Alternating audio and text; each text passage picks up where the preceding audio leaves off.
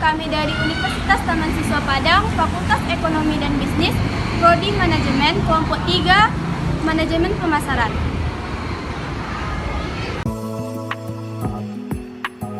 Video ini dibuat untuk menyelesaikan salah satu tugas dalam mata kuliah Manajemen Pemasaran dengan dosen pengampu Bapak Yuni Chandra SEMM.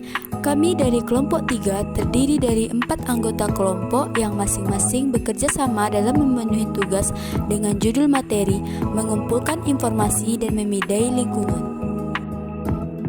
Sebelum kami masuk ke pembahasan lebih lanjut, izinkanlah kami memperkenalkan diri terlebih dahulu. Yang pertama, saya sendiri Mutiara Fadila dengan NPM 22.0553102. Selanjutnya, Rizky Wahyu Putra dengan NPM 22.0553112. Yang ketiga, Imrah Atullah Latifah dengan NPM 22.0553038. Yang terakhir, Faiz Muhammad Khairan dengan NPM 22.0553040. Baiklah, kami dari kelompok 3 akan mempresentasikan materi kami. Baik, komponen sistem informasi pemasaran modern. Beberapa perusahaan telah mengembangkan sistem informasi pemasaran yang memberikan rincian yang mendalam kepada manajemen tentang keinginan, preferensi, dan perilaku pembeli. Sistem informasi pemasaran, Mass Marketing Informasi System, terdiri dari orang-orang, peralatan, dan prosedur untuk mengumpulkan, memilih, menganalisis, mengevaluasi, dan mendistribusikan informasi yang dibutuhkan tepat waktu dan akurat bagi pengambilan keputusan pemasaran. Yang kedua, sistem pencatatan internal. Sistem pencatatan internal, manajer pemasaran mengandalkan laporan internal, pesanan, harga, biaya, tingkat persediaan, piutang, utang, dan seterusnya. Mereka dapat menemukan berbagai peluang dan masalah penting, yaitu 1. Siklus pesanan sampai pembayaran. Inti sistem pencatatan internal adalah siklus pesanan sampai pembayaran. Perwakilan, penjualan, penyalur, dan pelanggan mengirimkan pesanan ke perusahaan. Departemen penjualan menyiapkan tagihan, mengirimkan salinan ke berbagai departemen, dan memesan ulang barang-barang yang habis. Kedua, sistem informasi penjualan. Manajer pemasaran memerlukan laporan yang tepat waktu dan akurat tentang penjualan yang terkini. Perusahaan yang pandai memanfaatkan cookies, catatan penggunaan situs web yang disimpan di browser pribadi, merupakan pengguna pemasaran terbidik atau target yang cerdik. Perusahaan harus menerjemahkan data penjualan secara hati-hati agar tidak menarik kesimpulan yang salah. Ketiga, database, gudang data, dan panggilan data. Saat ini perusahaan mengelola informasi mereka dalam database pelanggan, database produk, database wiraniaga, dan kemudian menggabungkan data diri berbagai database. Contohnya, database pelanggan berisi semua nama pelanggan, transaksi masa lalu, dan terkadang bahkan data demografis dan psikofis atau kegiatan, minat, dan pendapat. Ahli-ahli mengirimkan surat-surat pengebom misalnya yang berisi penawaran baru kepada semua pelanggan dalam database-nya.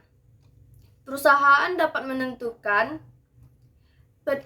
peringkat pelanggannya menurut pembelian terakhir, frekuensi, dan nilai monitor atau RFM, serta hanya mengirimkan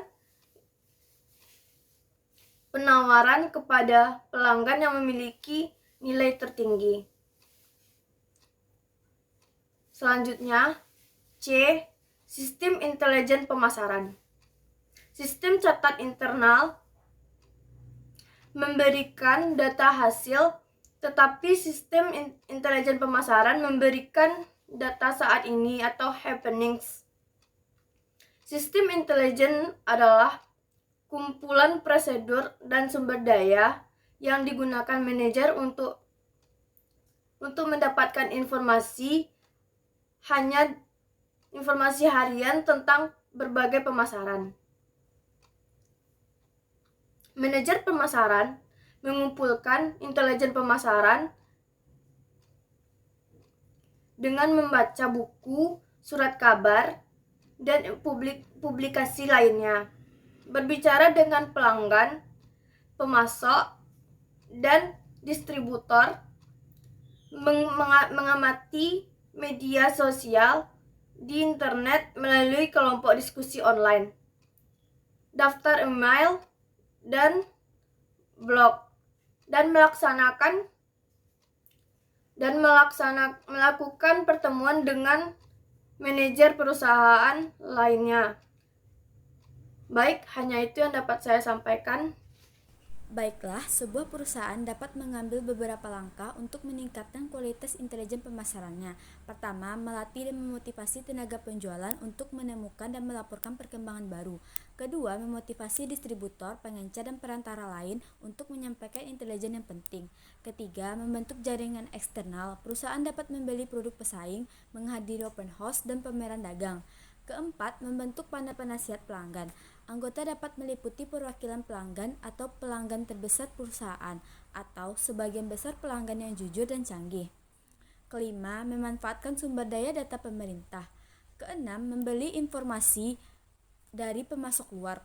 7. Menggunakan sistem umpan balik pelanggan online untuk mengumpulkan intelijen kompetitif. Menganalisis lingkungan makro, kebutuhan dan tren.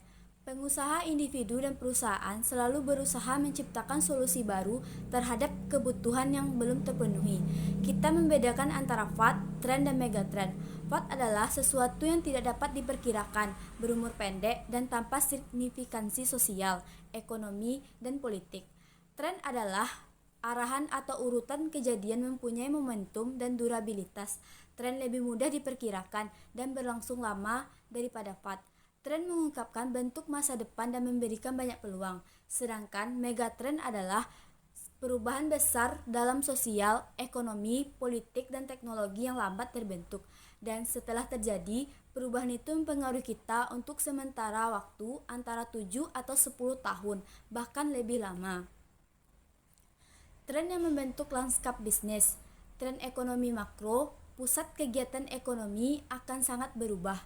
Tidak hanya secara global, tetapi juga secara regional.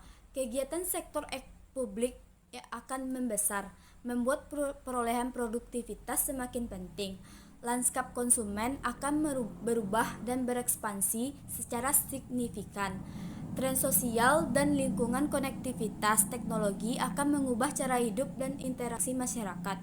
Pertarungan untuk bakat akan berpindah. Peran dan perilaku bisnis besar akan datang dengan inspeksi yang semakin tajam. Permintaan sumber daya alam akan tumbuh, demikian juga dengan kerusakan lingkungan. Tren bisnis dan industri. Struktur industri global yang baru sedang muncul. Manajemen akan bergerak dari seni ke ilmu. Akses informasi yang luas mengubah ekonomi pengetahuan. Selanjutnya, lingkungan makro. Pertama, lingkungan demografis. Kekuatan demografis utama yang diamati pasar adalah populasi. Karena masyarakat adalah pembentuk pasar, pemasar sangat tertarik pada ukuran dan tingkat pertumbuhan populasi di suatu kota, wilayah, dan negara, distribusi dan bauran etnis, tingkat pendidikan, pola rumah tangga, serta karakteristik dan gerakan regional. Pertumbuhan populasi dunia, ledakan populasi menjadi sumber kekhawatiran utama. Pertumbuhan populasi memberi implikasi besar pada bisnis. Populasi yang sedang tumbuh tidak serta-merta menggambarkan bertumbuhnya pasar, kecuali pasar ini mempunyai daya beli yang cukup besar. Perusahaan yang menganalisis pasar mereka secara seksama dapat menemukan peluang besar. Bauran usia populasi. Populasi nasional mempunyai bauran usia yang beragam. Populasi dapat dibagi menjadi 6 kelompok usia, yaitu anak-anak prasekolah, anak-anak usia sekolah, remaja, pemuda usia 20-40 tahun, dewasa parubaya usia 40-65 tahun, dan dewasa lanjut usia yaitu 65 tahun ke atas. Beberapa pemasar ingin memfokuskan diri pada kohor. Kohor adalah kelompok individu yang lahir sepanjang periode yang sama dan menjalani hidup pada masa-masa yang sama. Yang mereka alami ketika mereka dewasa tetap ada dalam diri mereka seumur hidup dan mempengaruhi nilai, preferensi, dan perilaku pembelian mereka. Pasar etnis dan pasar lainnya. Negara-negara beragam dan suku dan rasnya. Kelompok etnis memiliki keinginan-keinginan khusus dan kebiasaan membeli tertentu. Perusahaan-perusahaan berjuang untuk memperbagus produk dan pemasar mereka untuk menjangkau kelompok konsumen yang paling berpengaruh dan paling cepat pertumbuhannya.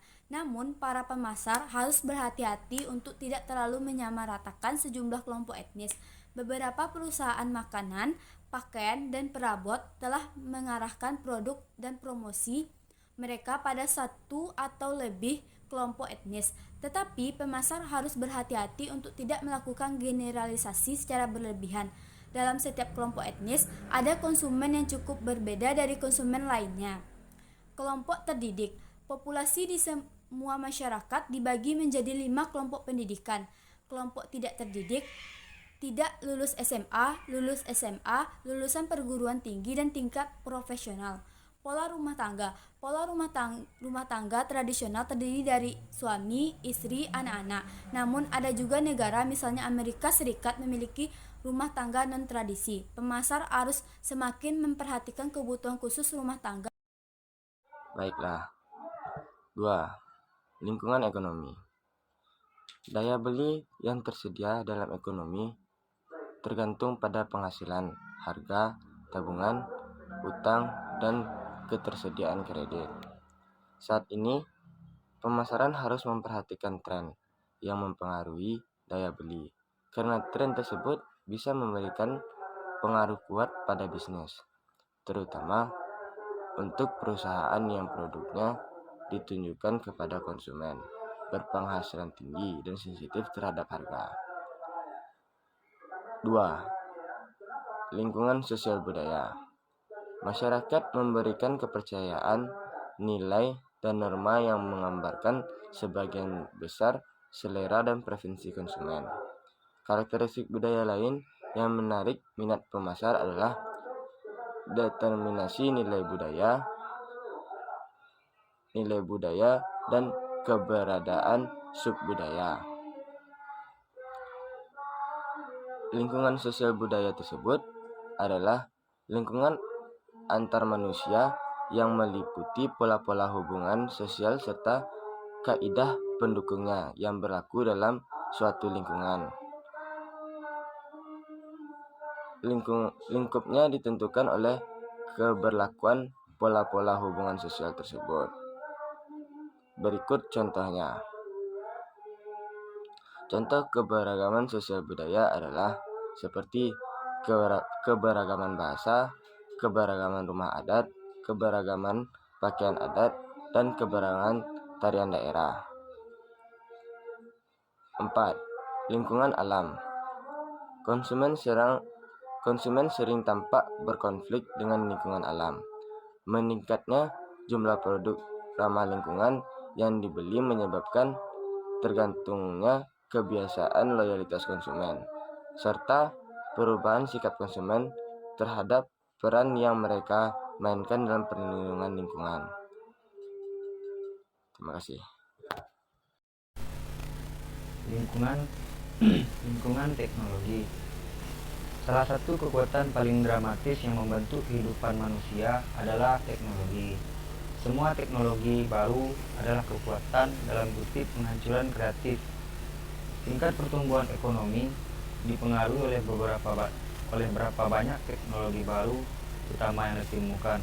Sejumlah teknologi utama dan baru yang hadir mempengaruhi tingkat pertumbuhan ekonomi. Sayangnya, penemuan teknologi tidak timbul secara konsisten sepanjang waktu. Teknologi baru juga menciptakan konsekuensi jangka panjang yang besar dan tidak selalu dapat diperkirakan. Pemasar harus mengamati beberapa tren, kecepatan perubahan yang semakin tinggi, ruang inovasi yang tak terbatas, anggaran R&D yang beragam, dan semakin banyaknya peraturan mengenai perubahan teknologi. Lingkungan politik hukum. Keputusan pemasaran sangat dipengaruhi oleh perkembangan lingkungan politik dan hukum.